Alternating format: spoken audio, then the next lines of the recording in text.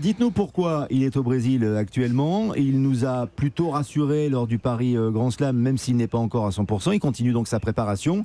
Et on vous retrouve à Rio, Eric, pour que vous nous disiez qu'il a décidé de s'entraîner avec des combattants de Jiu-Jitsu, c'est ça ?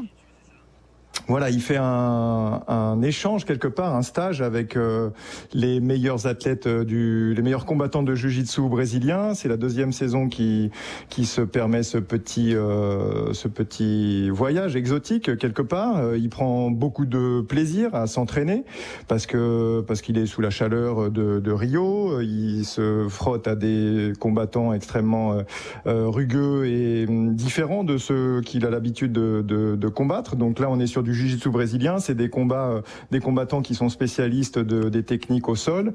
Et Teddy Riner, il a besoin peut-être d'avoir de nouvelles armes dans son escarcelle. Donc voilà, il développe ça. C'est un peu différent, c'est un autre sport, comme le dit son entraîneur. Mais c'est quelque chose qui peut s'avérer utile. Ça s'est pas encore concrétisé en compétition, mais il nous dit que à l'entraînement, c'est très intéressant pour lui et que ça portera peut-être ses fruits en compétition lors des mondiaux ou des Jeux Olympiques.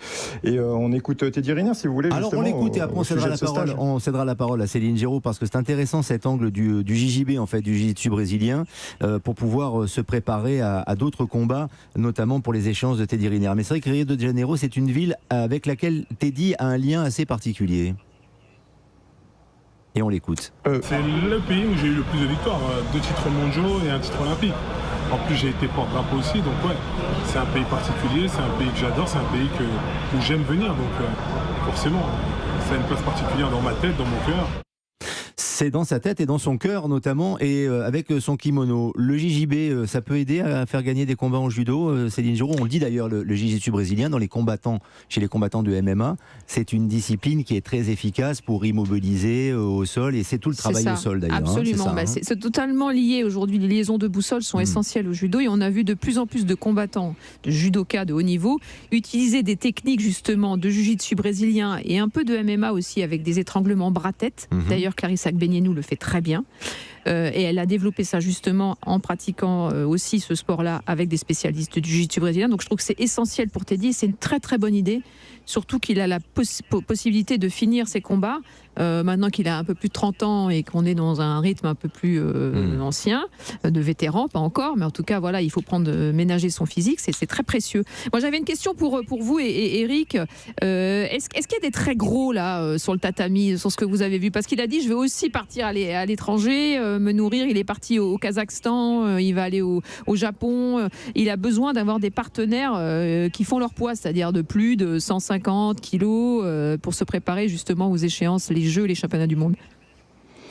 Écoutez, Céline, je vous cache pas que j'ai pris peur quand je suis rentré dans le dojo du Flamengo, là où ils s'entraînent. Là, ils étaient une bonne quinzaine et il y avait vraiment du gros. Il y avait du 120, du 180 kilos.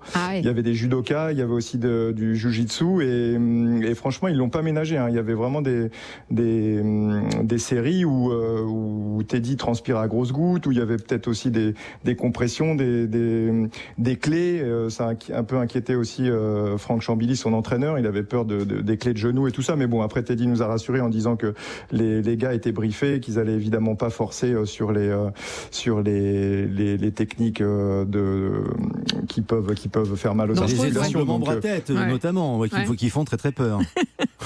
Ouais, ça peut faire peur, mais en tout cas, voilà, il est vraiment entouré de beaux bestiaux et il prend du plaisir. Néanmoins, j'en doutais quand même en le voyant s'entraîner, mais il nous l'a confirmé. Il prend beaucoup de plaisir à souffrir, comme il dit. Il est en pleine forme physique, sa cheville, il n'a aucune séquelle, me dit-il. Et puis surtout, voilà, il est à Rio dans un contexte favorable qui lui plaît. Il se sent un peu chez lui ici à Rio.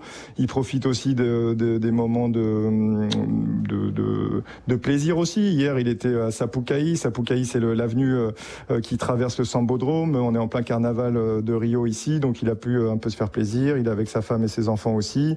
Il a vu, aux premières loges, le carnaval de Rio. Donc c'est un peu un rêve de gosse qu'il a pu réaliser. Et tout ça en mettant beaucoup l'accent sur le travail, sur les nouvelles techniques qu'il apprend, et puis avec des objectifs qui sont les mondiaux de Doha et les Jeux Olympiques de Paris, évidemment. D'ailleurs, si vous voulez, on peut écouter son entraîneur. Il en parle un petit peu. Si vous êtes d'accord, Alors, si vous êtes d'accord, l'entraîneur, on l'écoutera un petit peu plus tard. On va d'abord écouter Teddy Riner sur son entraînement avec les combattants de Jiu-Jitsu, justement, qui est au cœur de notre débat actuellement. Quand tu travailles, et c'est pour ça que je viens ici, quand tu travailles avec des mecs qui font des jiu-jitsu brésilien, ils ont maintes et maintes façons de rentrer, maintes et maintes façons d'aller chercher le hippon. Donc à chaque fois j'apprends un nouveau truc qui peut me servir. Il y a des choses qui me montrent que je ne prends pas. Il y a des choses qui m'ont montré un détail, je vais le prendre. Après, moi je viens pas avec eux chercher la victoire. J'essaye de trouver, voir comment ils bougent, comment être meilleur. Je m'amuse, je m'éclate. Même dans la souffrance, je trouve un point positif pour progresser, bien sûr. Très intéressant, effectivement. Ouais, il prend des choses, il en laisse certaines, et peut-être qu'il aurait pu le faire avant, ça, dans sa carrière. Il n'en avait pas le besoin, Céline. Bah, il a déjà eu une blessure qu'il a écarté des tatamis à un long moment. Il avait une autre approche, une autre stratégie. Fallait se remettre en forme. Là, il a choisi l'idée de s'expatrier pour aller chercher des expertises ailleurs. Et moi, ce que j'apprécie, c'est que voilà, c'est une Formule 1, Teddy. Il est vraiment réglé au millimètre.